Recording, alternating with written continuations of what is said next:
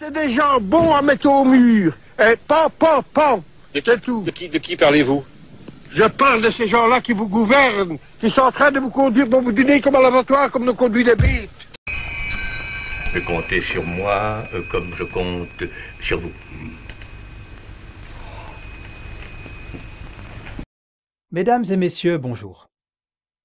Si nous disons « gouvernement invisible des États-Unis », est-ce que cela vous parle? Voici quelques explications.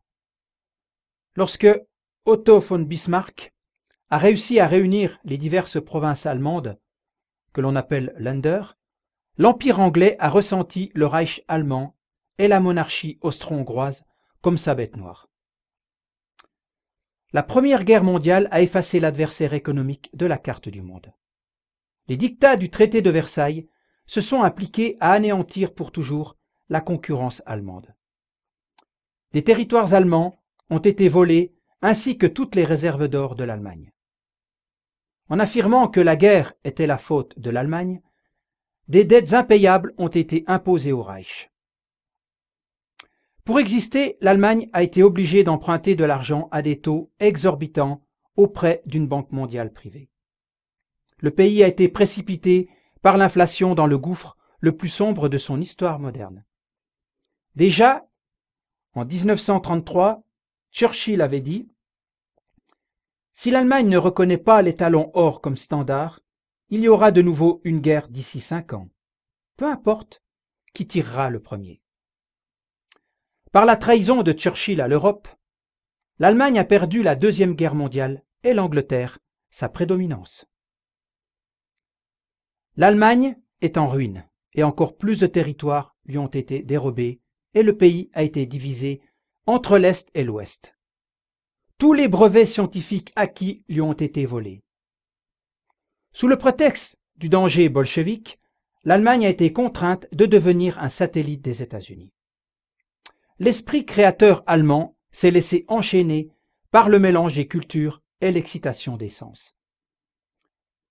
Les intrigues de Franklin Delano Roosevelt ont fait des États-Unis une puissance mondiale.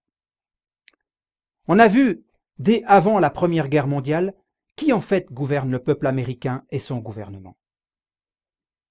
Pour amoindrir les difficultés des cycles économiques, les banques américaines privées, fortes de leurs réserves en or et en argent, sont parvenues à convaincre le gouvernement du président Wilson de fonder la Federal Reserve Board. En contrepartie, la FRB a participé au début seulement par l'entremise d'un conseiller aux entreprises financières économiques du gouvernement.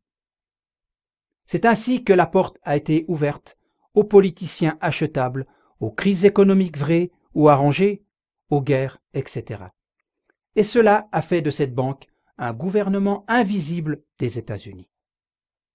Les intérêts du peuple ont été remplacés par les avidités de la Banque mondiale et de son administration. L'Amérique a vendu son âme au diable et ainsi, elle n'a plus le droit de porter le nom de démocratie. Voici encore ce qu'a déclaré le général-major John Frederick Charles Fuller, officier de l'armée britannique, historien militaire. Ce ne sont pas les idées politiques d'Hitler qui nous ont précipités dans la guerre. La cause, c'était le succès et la croissance de sa nouvelle économie.